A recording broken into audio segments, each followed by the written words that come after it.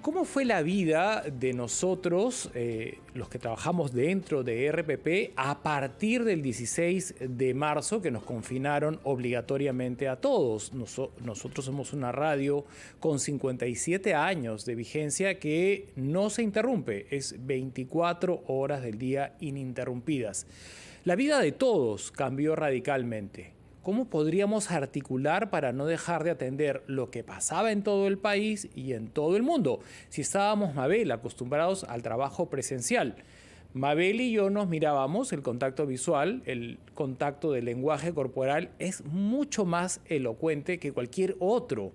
Entonces, pasar a un trabajo remoto es eficiente, pero es diferente, hay que aprenderlo sobre la marcha, ¿no?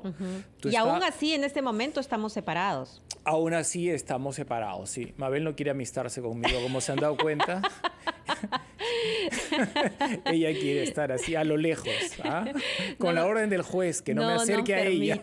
No nos permiten todavía compartir cabina, en algún momento será, pero muy interesante lo que tú cuentas, Mauricio, porque ¿quién mejor que Susana Vera, nuestra editora de RPP Radio, para contarnos cómo es que la vida de RPP cambió? Y una de las cosas, Mabel, que es impactante, me imagino que en muchos trabajos y compañías grandes ha pasado, es que no tenemos varios pisos en este edificio con decenas de personas que tú entrabas, te saludaban, te pasaban una noticia, te pasaban un dato. Nosotros estábamos en efervescencia, en crecimiento, y de un día para otro, computadoras desoladas y con poquísimos recursos. Susana Vera nos va a contar en la siguiente crónica, nuestra editora periodística, cómo ha operado RPP en los últimos 12 meses. Hemos aprobado en el Consejo de Ministros y de manera unánime un decreto supremo que declara el estado de emergencia nacional por las graves circunstancias que afectan la vida de la nación a consecuencia del coronavirus.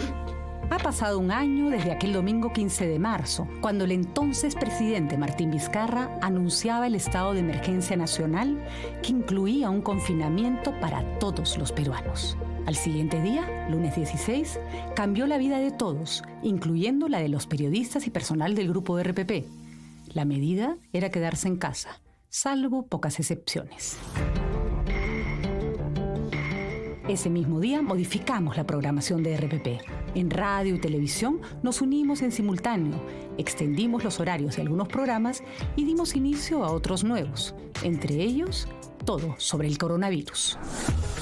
A través del programa, el doctor Elmer Huerta, experto en salud pública, orientó a la población sobre cómo prevenir el contagio de la COVID-19.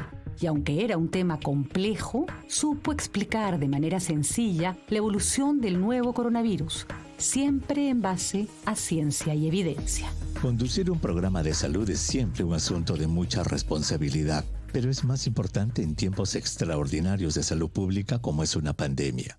Elmer Huerta, conductor y asesor médico de RPP. Nuestro objetivo es traducir el complicado lenguaje científico a palabras sencillas para que las y los oyentes tomen las mejores decisiones en el cuidado de su salud y que entienda que solo la ciencia nos sacará de este problema.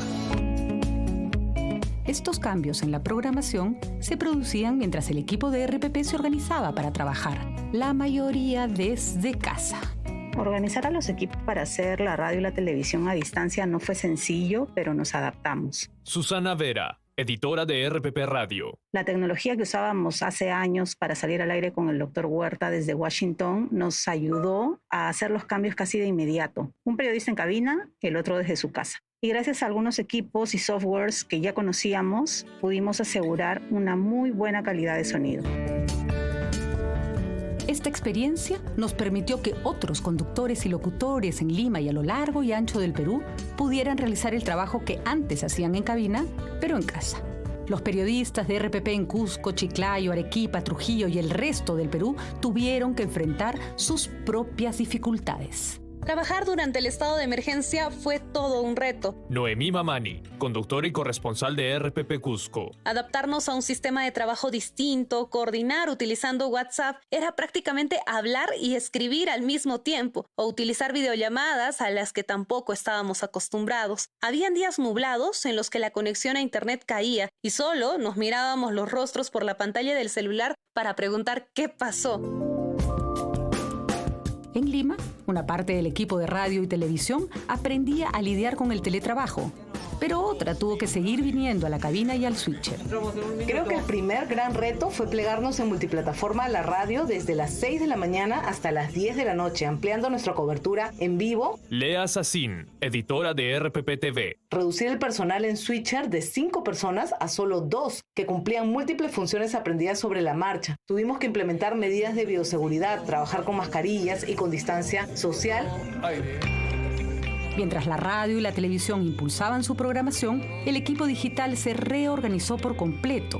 Pasó a trabajar desde casa y a crear nuevos contenidos digitales. La pandemia planteó nuevos desafíos para el equipo digital, ¿no? Que casi en su totalidad pasó a trabajar de manera remota. Joaquín Ortiz, editor digital de RPP. Creo que uno de los mayores retos fue que la distancia entre los integrantes del equipo no afectara la coordinación diaria. El trabajo remoto además impulsó nuevas propuestas dentro del equipo digital y esto permitió que sacáramos adelante nuevas maneras de contar la noticia y propició también la aparición de nuevos espacios para transmisiones, para entrevistas en vivo en nuestras redes, ¿no? En Facebook, en Instagram y en YouTube.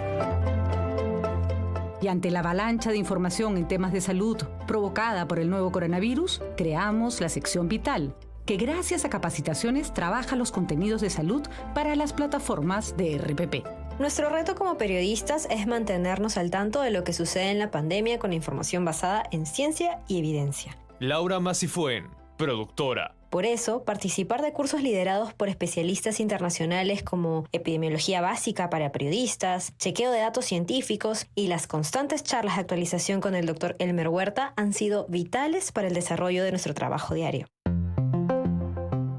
Y así fue como nos fuimos acercando a conceptos básicos sobre ciencia y principalmente de la COVID-19. Los contenidos que presentamos están basados en evidencia científica, estudios publicados en revistas relevantes y especialistas en el tema. Lucía Barja, periodista de Vital. Los informes tratan de explicar en palabras sencillas la ciencia detrás de las principales interrogantes que pueda tener nuestra audiencia sobre la pandemia. De las voces y sonidos propios de una redacción, después de marzo de 2020, el edificio de RPP pasó a tener menos de 10 periodistas de manera presencial. El resto del equipo trabajaba en casa. Empezamos las reuniones editoriales y de coordinación por Zoom. Y así, Teams, Meet, WhatsApp se convirtieron en las aplicaciones aliadas para comunicarnos. Y no faltaron los momentos en que la vida familiar de algunos de nosotros se dejaron ver en las pantallas de las laptops o los móviles. Como le pasó a mucha gente, no solo en Perú, en todas partes del mundo, nuestras oficinas fueron nuestras casas, a veces nuestras habitaciones. Daniel Tittinger, director periodístico de RPP. Conocimos más de nuestros compañeros y lo que al principio nos daba risa o nos causaba sorpresa, no sé, el perro que ladraba, la hija que llamaba a gritos a su mamá, empezó a ser parte de nuestras reuniones habituales y diarias, al punto que nuestra nueva normalidad tiene hoy la decoración de cada uno de nuestros espacios más personales. Pero también hubo a quienes les tocó salir a la calle, a recoger historias y exponerse al virus, los reporteros y reporteras. Sin duda, ha sido una gran responsabilidad como periodista. Diana Falcón, reportera de RPP. Cuando empezó esta emergencia sanitaria, no imaginábamos lo duro que iba a ser para el Perú. Además, brindar información sobre la búsqueda de oxígeno o ventiladores mecánicos en todos estos meses nos ha dejado una gran reflexión sobre lo mucho que se debe hacer para reforzar la atención médica en este país. Con el pasar de los días y semanas se incrementaron los casos que llegaban al rotafono para reportar la falta de oxígeno y camas UCI. Y si bien es cierto, no siempre se consiguió, por ejemplo, una cama UCI para los oyentes que llamaron al rotafono de RPP, nos quedamos con el agradecimiento de un ser humano que se sintió escuchado en un momento muy duro. Quizás ha sido el año más desafiante para los periodistas de esta casa, porque cada uno ha vivido sus propias pérdidas, sus temores y preocupaciones. Y aún así, con seguridad, ha sido el año que más satisfacción profesional nos ha dado. Informar con responsabilidad lo que ocurría día a día con esta pandemia. Y seguimos.